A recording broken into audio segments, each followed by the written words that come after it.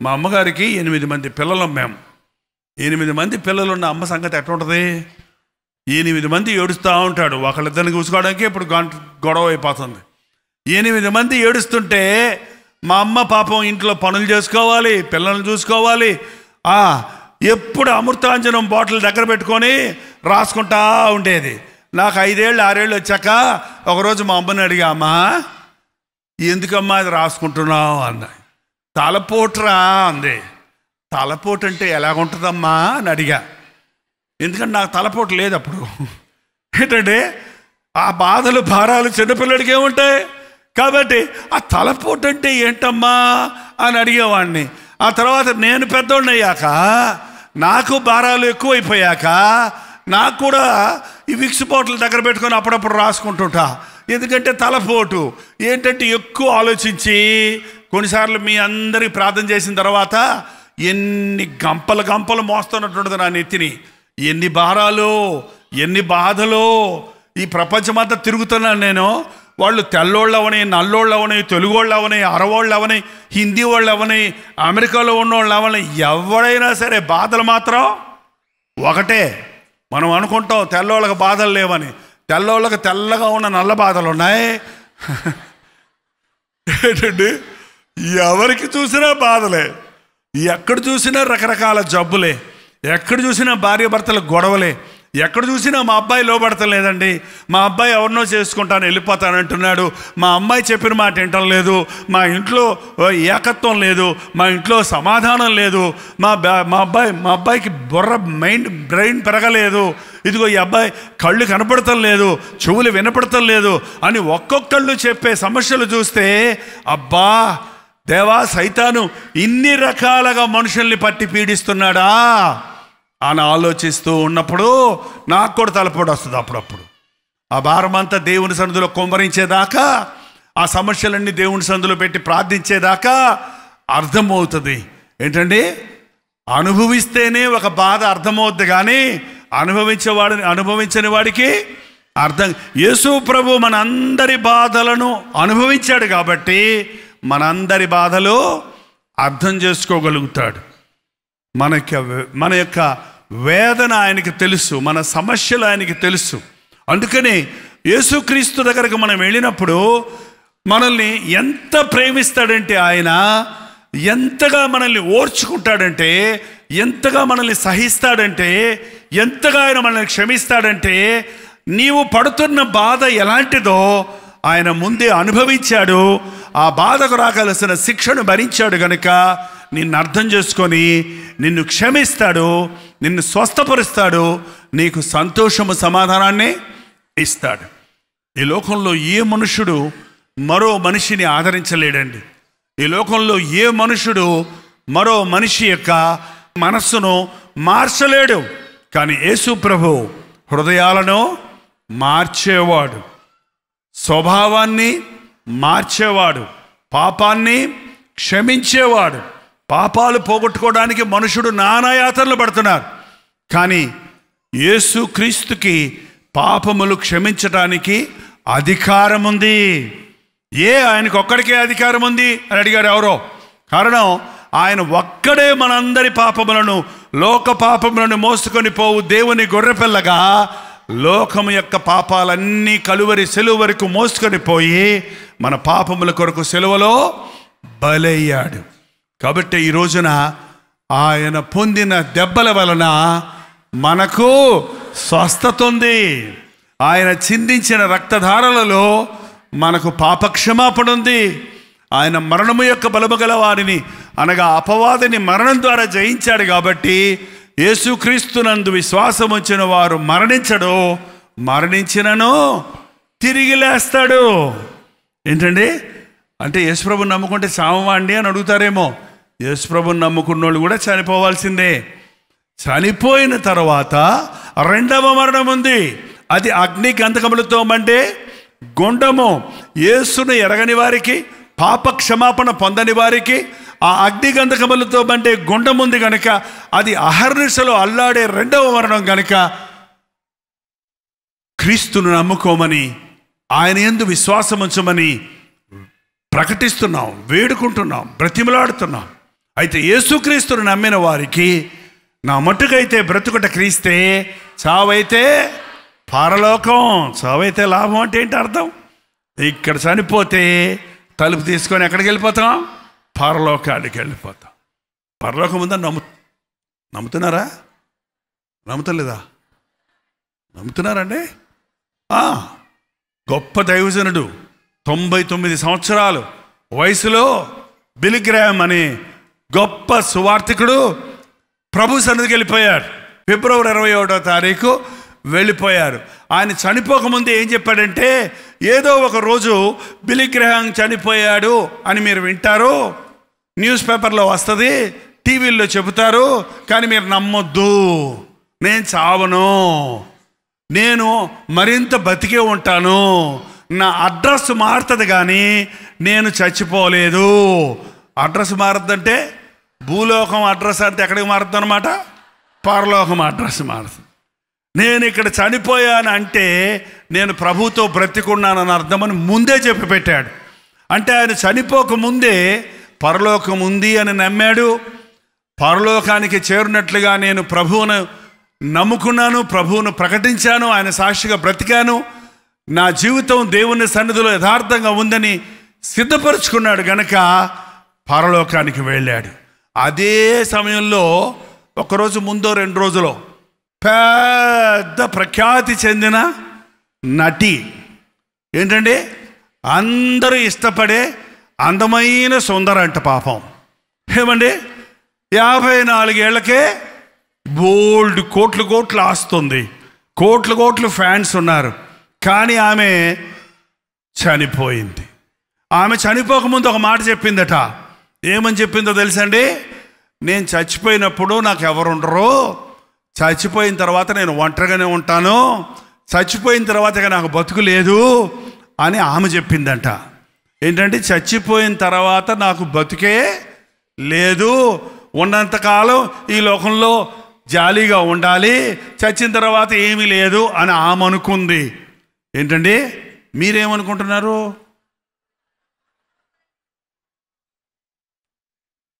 ఆమె అనుకున్నది మీరు అనుకుంటున్నారా? మనుష్యులు ఒక్కసారే మృతి పొందుదురు, ఆ తరువాత తీర్పు. ఆ తీర్పులో క్రీస్తుని అంగీకరించిన వారికి ఏ శిక్షా విధి లేదు. ఎవరి పేరు జీవగ్రంథంలో రాయబడిందో వారు పరలోక రాజ్యానికి వారసులు అవుతారు. ఎవరి పేరు జీవగ్రంథంలో రాయబడదో వారు అగ్ని గంధకములతో మండు గుండములో పడవేయబడుదురు. ఇది 2వ మరణము అని బైబిల్ చెప్పబడుతుంది. అసలు మనందరం పాపులమే, ప్రతి మానవుడు పాపే.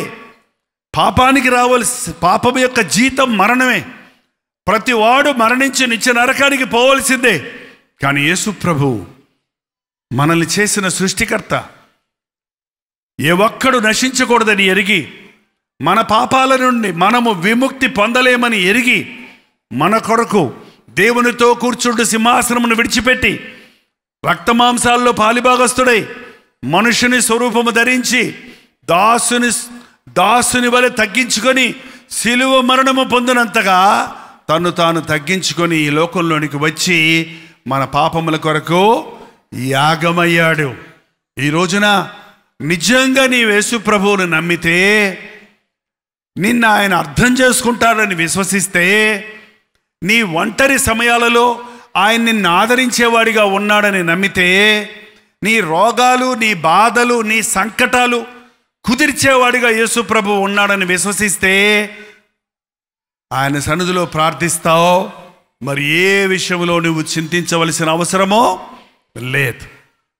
నమ్ముట నీ వల్లైతే నమ్మవారికి యేసుక్రీస్తుని నమ్మండి. పాస్టర్లను కాదు నమ్మాల్సింది, మనుషుల్ని కాదు. మనుషులను నమ్ముకున్నట కంటే యెహోవాను ఆశ్రయించుట మేలు. రాజులను నమ్ముకున్నట కంటే యెహోవాను ఆశ్రయించుట మేలు. మీ దగ్గర ఉన్న బైబిల్లో ఎన్ని అధ్యాయాలు ఉన్నాయో తెలుసా మీకు? 66 పుస్తకాలు ఉన్నాయండి. అధ్యాయాలు ఉన్నాయి 1189 అధ్యాయాలు ఉన్నాయి. ఏంటండి 1181,189 అధ్యాయాలు. అంటే బైబిల్లో ఉన్న మధ్య అధ్యాయం ఏదో తెలుసా మీకు? కీర్తన పుస్తకం అధ్యాయం 118వ అధ్యాయం. 118వ అధ్యాయంలో మధ్యలో ఉన్న వచనం ఏదో తెలుసా? బైబిల్లో 8వ వచనం చదవండి. 118:8.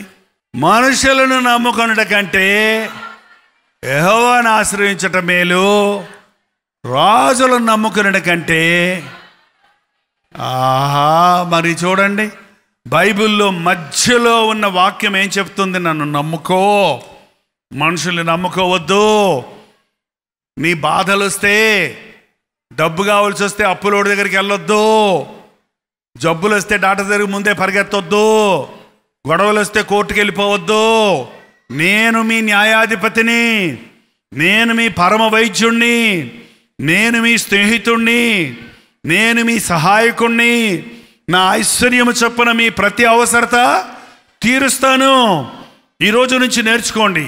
మీకు ఏది కావాల్సి వచ్చినా ముందు మోకాళ్ళ మీద పడి ఎవరిని అడగాలి? మీ సంతోషము పరిపూర్ణమగినట్లు అడుగుడి, మీకు ఇవ్వబడును. నా నామములో మీరేమడిగినా ఇస్తాను. మీరు అడగలేదు కాబట్టి మీకు మనుషులు అడుక్కుంటున్నారు, నన్ను అడగకుండా అంటున్నాడు. ఏమండి, దేవుడిని అడిగితే, మేము ఈ కాపవరంలో సేవకు వచ్చానండి, కొత్తగా పెళ్ళయింది, కొడుకు పుట్టాడు, పెద్ద కుమారుడు. ఇప్పుడు జోసఫ్ ప్రకాష్ వాక్యం చెప్పాడు కదా, ఇక్కడే తణుకులోనే పుట్టింది, కాపవరంలోనే పుట్టాడు, కాపవరంలోనే పెరిగాడు. ఆ పెరిగినప్పుడు చిన్న ఇంట్లో ఉన్నాం మేము. మా నాన్న పెద్ద ఇంజనీరు. మా ఇంట్లో అప్పటికి 8-9 ఫ్యాన్లు ఉన్నాయి. పిల్లోడు పుట్టాక నా నాన్న ఒక ఫ్యాన్ తీసుకురా నాన్న, దోమలు కొడుతున్నాయి మీ మనవడికి అంటే, మా నాన్న అన్నాడు, నన్ను అడుగుతావేరా, దేవుణ్ణి అడుక్కో అన్నాడండి. భలే బాధేసింది నాకు. కానీ దేవుణ్ణి అడిగా. దేవుడిని అడిగితే ఒకరోజు ఒక ఆర్ఎంపీ డాక్టరు రక్షించబడ్డాడు మన చర్చిలో. ఆ రక్షించబడ్డ ఆయన నాతో పాటు సేవకు వస్తుండేవాడు, ఆయన బైక్ మీద ఎక్కించుకొని. ఇద్దరు వెళ్తుంటే నేను ఆయనతో ఎప్పుడు ఏం చెప్పలేదు ఫ్యాన్ గురించి. ఒక ఫ్యాన్ షాప్ దగ్గర ఆగి, ప్రభు చెప్పాడండి నాకు మీకు ఫ్యాన్ కొనిపెట్టమని, ఏ ఫ్యాన్ కావాలో కొనుక్కోండి అన్నాడండి. ఏంటండి, ఎవరు చెప్పారంట? నాన్న ఇవ్వలేదు ఫ్యాను. ఎవరిచ్చారు? దేవుడు ఎవరి ద్వారానో ఇప్పించాడు. మా నాన్న కనుక ఆ డొక్కు ఫ్యాన్ ఇచ్చుంటే ఈ రోజు వరకు ఆ డొక్కు ఫ్యానే ఉండేది నాకు. ఏంటంటే, ఈరోజు మా దగ్గర కొన్ని వందల ఫ్యాన్లు ఉన్నాయి. మా చర్చి నిండా ఫ్యాన్లే, ఇంటి నిండా ఫ్యాన్లే, ఎక్కడ చూసినా ఫ్యాన్లే. ఓడ తీసిన ఫ్యాన్లు, తగిలించిన ఫ్యాన్లు అని. నేను ఎన్ని ఇచ్చాడు దేవుడు? ఎన్ని ఇచ్చాడండి దేవుడు? తగిన సమయం మీ ప్రతి అవసరత తీరుస్తాడు. మన ఆంధ్రాలో నుండి డబ్బులు కావాల్సి వస్తే మాంగారు దగ్గర పంపిస్తారు. వెళ్ళిపో, మీ నాన్న దగ్గర వెళ్ళి తీసుకురాపో, పా. పిల్లనిచ్చింది కాక మళ్ళీ డబ్బులు ఇవ్వాలి మీకు అస్తమానం. ఏంటంటే, మామగారి దగ్గర నమ్ముకోకండి. ఏంటంటే, అత్తమామలు కాదు నీకు డబ్బులు ఇచ్చేది బతుకంతా. దేవుణ్ణి అడుగు, వాళ్ళు ఇస్తే అంత ఇస్తారు, 1000 ఇస్తారు, 10,000 ఇస్తారు, 5,000 ఇస్తారు. కానీ దేవుణ్ణి అడుగు, నీ జీవితకాలం అంతా నిన్ను, నీ బిడ్డలను, నీ పిల్ల తరాలని కూడా ఆయన పోషిస్తాడు. నన్ను అడుగు అని ప్రభు చెప్తున్నాడు. కాబట్టి యేసు ప్రభువుని అడగటం నేర్చుకోండి. మీకు రోగం వచ్చిందా, వెంటనే మాత్ర వేసుకోవద్దు, వెంటనే డాక్టర్ దగ్గరికి పరిగెత్తొద్దు. ఏది పెడుతుంది డాక్టర్ దగ్గరికి వెళ్తే ఏదో రాసేస్తారు, పుసి వాళ్ళు రైట్గా వాళ్ళకి అర్థం కాదు, మనకు అర్థం కాదు. ఆ కొట్టోడికి ఆయనకి మాత్రం అర్థం అవుతుంది. ఏంటంటే, అందులో కొట్టోడికి కొంత కమిషను, ఆయన కొంత కమిషను, ఆ హాస్పిటల్లో కొంత కమిషను. 10 పైసల బిళ్ళని 50 పైసలు కొంటాం మనం వెళ్ళి. ఏంటంటే, మళ్ళీ అది వేసుకున్నాక సైడ్ ఎఫెక్ట్స్, మళ్ళీ దానికి ఇంకోటి, గ్యాస్కి ఇంకో ట్యాబ్లెట్ ఇస్తాడు. అది గ్యాస్ అయ్యాక మళ్ళీ దానికి ఇంకో ట్యాబ్లెట్ ఇస్తాడు, పెయిన్ కిల్లర్ అంటాడు. ఇవన్నీ వేసుకొని బ్యావ్ అని కూర్చుంటాం. ఏంటండి, మాత్రలు వేసుకోవద్దని నేను చెప్పడంలా, కానీ ముందు ఏం చేయాలి? ఎంతమంది మాత్రలు వేసుకుంటారో చేయి చూపించండి చూద్దాం. నేను కూడా వేసుకుంటాను మాత్రలు, నేను కూడా డాక్టర్ దగ్గరికి వెళ్తాను, తప్పేం లేదు. ఎంతమంది మాత్ర వేసుకునేటప్పుడు ప్రభా ఈ మాత్ర నాలో బాగు చేసి పని చేసేటట్టు చెయ్యి అని ప్రార్థన వేసుకుంటారో చెప్పండి. నిజంగానేనా? మాత్ర వేసుకున్నా మాత్ర కాదు బాగు చేసేది, ఆ మాత్ర లోపలికి వెళ్ళి బాగు చేసేటట్టు చేయడానికి ఎవరి సహాయం కావాలి? ఆపరేషన్ చేయాలి డాక్టరు అంటే, డాక్టర్ కట్ చేస్తాడు మనల్ని, కుట్టేస్తాడు మనల్ని, కానీ అతుక్కునేటట్టు చేసేది ఎవరు? అంతేనా? లేదా డాక్టర్ గారు కూర్చొని అతుక్కో అతుక్కో అతుక్కో అతుక్కో అంటాడా? అతుక్కోడు. Doctor cuts but God heals. ఎవరు మనల్ని స్వస్థపరిచేవాడు? కాబట్టే నువ్వు డాక్టర్ దగ్గరికి వెళ్ళే ముందు ఏం చేసి వెళ్ళాలి? నా దగ్గరకు వచ్చి ఎవరైనా ఆపరేషన్ అడిగితే నేను అంటాను, వెళ్ళొద్దని చెప్పను. ప్రభా, నీ చిత్తమైతే ఆపరేషన్ అక్కర్లేకుండా బాగు చెయ్యి. ఒకవేళ ఆపరేషన్ అవసరమైతే డాక్టర్ చేతులకు నైపుణ్యత దయచేయి. హాస్పిటల్ ఖర్చు కావలసిన డబ్బులు వీళ్ళకి దయచేయి. దానికి అప్పు చేసుకొని వెళ్ళాల్సిన పని లేదు. మళ్ళీ ఏంటంటే కొంతమంది హాస్పిటల్ పాలైతే అప్పుల పాలైపోతున్నారు. ఈ రోజున దేవుని సన్నిధిలో ప్రార్థించడం నేర్చుకోండి. ప్రతి చిన్న గొడవకి పోలీస్ స్టేషన్కి వెళ్తారు కొంతమంది. పోలీస్ స్టేషన్కి వెళ్ళొచ్చా దేవుని బిడ్డలు? పోలీస్ స్టేషన్కి వెళ్ళటానికి బదులు అన్యాయం సహించుకొనటం మేలే కదా. ఏంటండి, దేవుని బిడ్డలు ఎవరైనా మనల్ని బలవంతం చేస్తే సరే తీసుకో అని ఇస్తే నీవు నష్టపోవు. నీకు రెండంతల ఆశీర్వాదం దేవుడు ఇస్తాడు. ఊరికూరికి కోర్టులకు వెళ్ళటం, పోలీస్ స్టేషన్కి వెళ్ళటం కాదు. మన న్యాయాధిపతి ఎవరో? మన ప్రభువు మనకు న్యాయం తీర్చేవాడు. ఆయన ప్రతి వారి హృదయ రహస్యాలను వెలుగులోనికి తెచ్చేవాడు. మనుషులు కోర్టుల్లో, మనుషులు తీర్పుల్లో అబద్ధపు తీర్పులు ఉంటాయేమో, కానీ నీ దేవుడు, నీ సత్యవంతుడు నీ పక్షంలో ఉండి నీకు న్యాయాన్ని జరిగిస్తాడు. కాబట్టి మన ప్రభువు అన్ని విషయాల్లో మనకు సహాయం చేస్తాడు. ఆర్థికంగా కానీ, శారీరకంగా కానీ, మానసికంగా కానీ, ఏమండి సోషల్ కుటుంబ సమస్యల్లో కానీ, కోర్టు విషయాల్లో కానీ, వైద్యపరంగా కానీ. నాకు ఇది చేత కాదు అని చెప్పేవాడు యేసు ప్రభువు కాదు. ఆయన బుద్ధి, విజ్ఞాన, సర్వ సంపదలు. నీ దేవుడు ఎంత గొప్పోడు నువ్వు తెలుసుకుంటే నీ విశ్వాసం అంత పెరుగుద్దండి. నీ దేవుడు ఎంత గొప్పోడో తెలుసుకుంటే నీవు దానికి తగినట్టుగా ఆయన్ని అడుగుతావు. ఏంటంటే ఒక కోటీశ్వరుడు దగ్గరికి వెళ్ళి రూపాయి ఇవ్వమని అడుగుతాడు ఎవడన్నా? ఏంటంటే తక్కువ ఉన్నోడి దగ్గరికి వెళ్ళి తక్కువ అడుగుతాం, ఎక్కువ ఉన్నోడి దగ్గరికి వెళ్తే ఏం అడుగుతాం? మరి మన ప్రభు కోట్లకి మించినవాడు, సర్వాధికారి, సర్వశక్తి సంపన్నుడు, సర్వము కలిగినవాడు. ఆయన దగ్గరికి వెళ్ళినప్పుడు మనకి అసాధ్యమైనది ఏది లేదని చెప్పే ప్రభు దగ్గరికి వెళ్ళినప్పుడు మనకి ఇక దిగులు లేదు. యేసు ప్రభు సెలువులో చేసిన కార్యం ఎంత అద్భుతమైన కార్యం అంటే, మానవుని జీవితంలో అతనికి వచ్చేటువంటి ప్రతి సమస్య నుండి, ప్రతి వ్యాధి నుండి, ప్రతి బాధ నుండి, అది మానసికమైన బాధ అయినా, శరీర సంబంధమైన బాధ అయినా, ఆర్థికమైన ఇబ్బంది అయినా, ఒంటరితనమైన ప్రతి విధమైనటువంటి బాధను ఆయన జయించాడు గనక ఈరోజు మనకు జయమో ఇస్తాడు. ఆయన నమ్మిన వారికి శాంతి ఉంటుంది. ప్రభు అంటున్నాడు సులువుకి వెళ్ళిపోబోయేటప్పుడు, నా శాంతి మీకు ఇచ్చి వెళుతున్నాను, నా శాంతినే మీకు ఇచ్చి వెళుతున్నాను. ఏం శాంతి? ఇంకా సేపట్లో కొడతారు, ఉమ్మేస్తారు, గుద్దుతారు, సులువేస్తారు అని తెలిసినప్పుడు ఆయనకి నెమ్మది ఉంటుందా? మనకు నెమ్మది ఉంటుందా ఎవరైనా కొడతారని తెలిస్తే?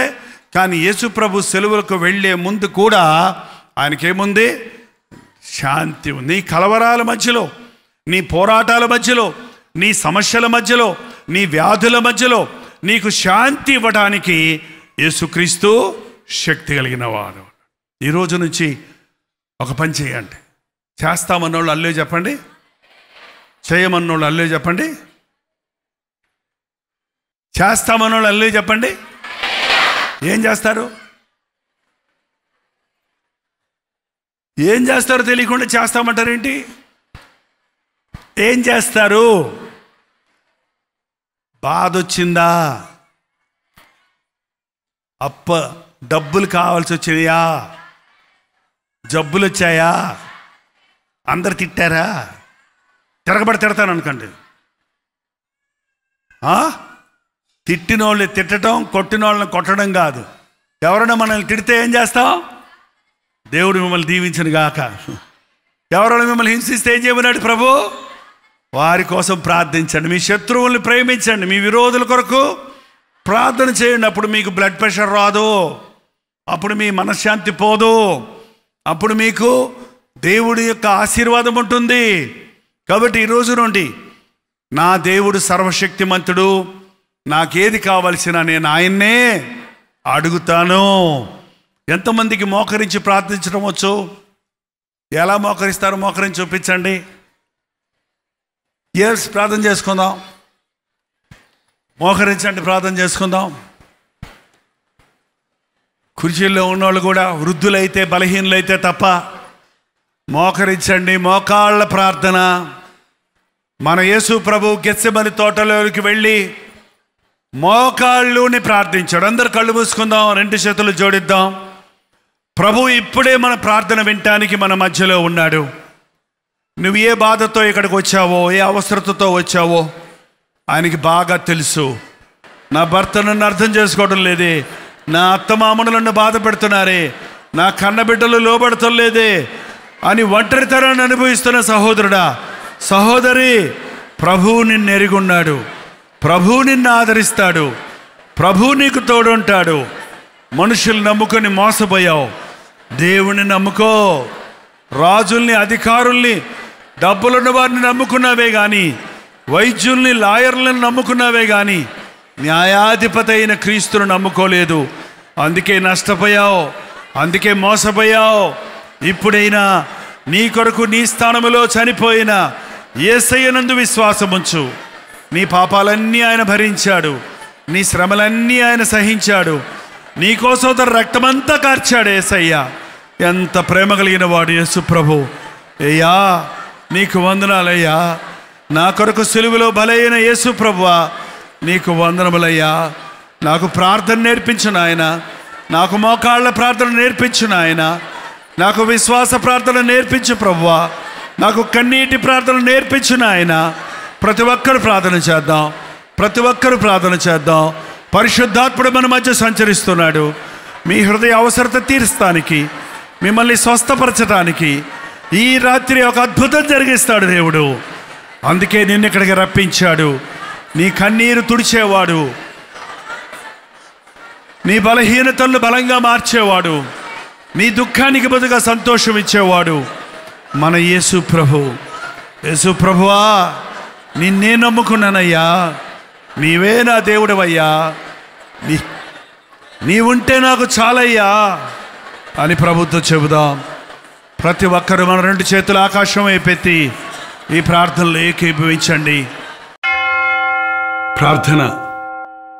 పరిశుద్ధుడా, ప్రేమగల తండ్రి, ఒక్కసారి మమ్మల్ని చూడు నాయన. మాకు సమాధానం కావాలయ్యా, మాకు సంతోషం కావాలయ్యా, మాకు నీవు కావాలి ప్రభువా.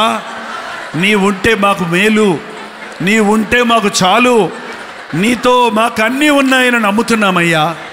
మా బాధలు, మా కష్టాలు, మా వేదనలు, మా సమస్యలు, మా చింత, మా యొక్క వ్యసనాలు నీవు భరించినందుకు వందనాలయ్యా. నీవు పొందిన దెబ్బల ద్వారా ఉన్న స్వస్థత ఈ రాత్రి ఇక్కడున్న ప్రతి ఒక్కరికి దయచేయి. ఎవరి శరీరంలో ఏ బలహీనత ఉన్నదో, అది బీపీ అయినా, అది షుగర్ అయినా, అది కిడ్నీ ప్రాబ్లం అయినా, అది లివర్ ప్రాబ్లం అయినా, అది ఎటువంటి బలహీనత అయినప్పటికీ నాజరుడైన యేసుక్రీస్తు నామములో స్వస్థపరుచుచున్నాము నాయన. నీ రక్తాన్ని మా హృదయములలో ప్రోక్షించు నాయన. మా శరీరాల్లో స్వస్థత దయచేయము, మా కుటుంబముల్లో సమాధానము దయచేయము. నీకు మొరపెడుతున్న ప్రతి ఒక్కరికి జవాబు దయచేయి తండ్రి. ఎవరి గుండెల్లో ఏ దిగులుందో, ఏ వేదన ఉందో, ఏ సమస్య ఉందో, ఏ అన్యాయాన్ని భరిస్తున్నారో నీ వెరిగిన దేవుడవు కనుక అట్టి వారిని ఈ సమయంలో నీ నామములో విడుదల చేయుచున్నాము తండ్రి, విడుదల చేయుచున్నాము నాయన. నా యేసయ్య నన్ను ముట్టాడు, నా శరీరాన్ని స్వస్థపరిచాడు, నా సమస్యలకు పరిష్కరించాడు, నా పాపములు క్షమించాడని సంతోషముతో మేము ఇక్కడి నుంచి వెళ్ళినట్లుగా నీ పరిశుద్ధాత్మ కార్యాన్ని కొనసాగించమని యేసుక్రీస్తు నామములో అడుగుచున్నాము తండ్రి, ఆమేన్. మన తండ్రి అయిన దేవుని యొక్క ప్రేమయు, కుమారుడైన క్రీస్తు యొక్క కృపయు, ఆదరణకర్త అయిన పరిశుద్ధాత్మ యొక్క సహవాసమును కూడి వచ్చిన మనందరికీ ఇప్పుడును సదాకాలమును తోడై ఉండనుగాక. ఆమేన్, ఆమేన్, ఆమేన్. కడపలో వన్ డే గెట్ టుగెదర్ ఏర్పాటు చేస్తున్నాం. మధ్యాహ్నం 1 గంటల నుంచి 5 గంటల వరకు, అలాగే 5 గంటల నుంచి 10 గంటల వరకు 2 సెషన్స్గా కడపలో జరుగుతున్న గెట్ టుగెదర్ కొరకు ప్రార్థించండి. కడప పరిసర ప్రాంతాల్లో ఉన్న మీరు తప్పకుండా హాజరవడానికి ప్రయత్నించండి. మిమ్మల్ని ముఖాముఖిగా చూడటానికి, మీకోసం ప్రార్థించడానికి మేము చెన్నై నుంచి కడప వస్తున్నాం. రండి. అనేకులకు ఈ విషయాన్ని మీ కడపలో ఉన్న స్నేహితులకు, బంధువులకు, కడప, జమ్మల మరుగు, ఇంకా చుట్టుపక్కల చాలా ఊర్లు ఉన్నాయి కదండి, చుట్టుపక్కల ఉన్నవారు కూడా మధ్యాహ్నం సమయంలో వస్తారని ఎంతో ఆశతో ఎదురు చూస్తున్నాం. ప్రార్థించండి, హాజరవ్వండి, దీవించబడండి. గమనించండి, ఆగస్ట్ 19వ తారీఖు మధ్యాహ్నం 1 గంట నుంచి 5 గంటల వరకు, అలాగే 5 గంటల నుంచి 10 గంటల వరకు 2 సెషన్స్గా కడపలో 1 డే గెట్ టుగెదర్ ఏర్పాటు చేస్తున్నాం. రండి, మీ ఇరుగు పొరుగు వారిని పిలుచుకొని రండి, మీ స్నేహితుల్ని, బంధువుల్ని ఆహ్వానించండి. కడపలోనే కాకుండా కడప పరిసర ప్రాంతాల్లో ఉన్నవారు కూడా వచ్చి హాజరై ముఖాముఖిగా మిమ్మల్ని చూడడానికి, వ్యక్తిగతంగా మీకోసం ప్రార్థన చేయడానికి కూడా అవకాశం కలుగు చేయండి. చిరునామా గమనించండి, ఆదిత్య కళ్యాణ మండపం, రెడ్డి కాలనీ, కడప. ఇంకా వివరాలు కావాలంటే 893939393939 నెంబర్కి మీరు కాల్ చేయండి, లేదా కింద ఉన్నటువంటి QR కోడ్ను మీరు స్కాన్ చేసుకోండి. తప్పక వస్తారు కదా.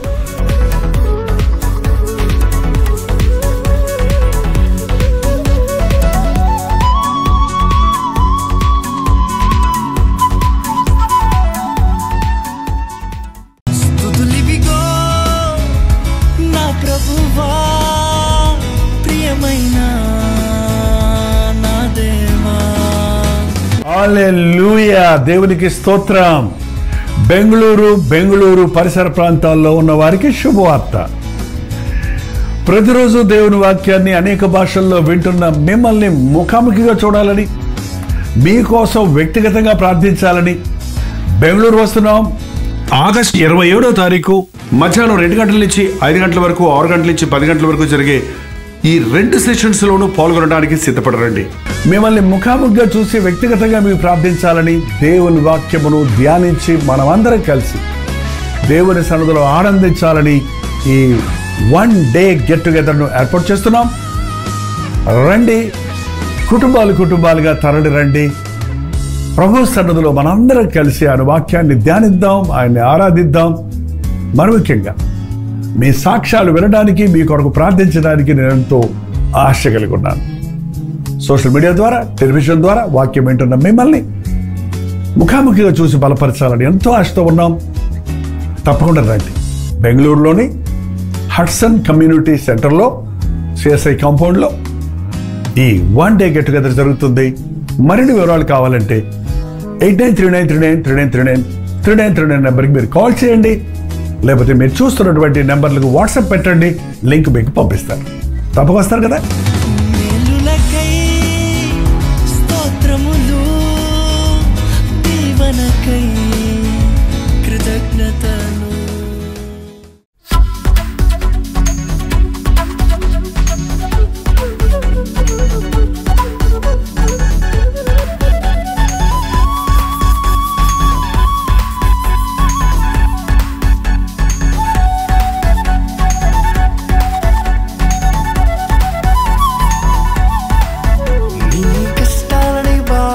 శ్రమలన్నీ తీర్చే అనాథుడు యేసే, నీ కష్టాలని బాధలన్నీ శ్రమలన్నీ తీర్చే అనాథుడు యేసే. ఆది నుండి ఉన్నవాడు ఆ దేవుడు, అద్భుతాలు చేసే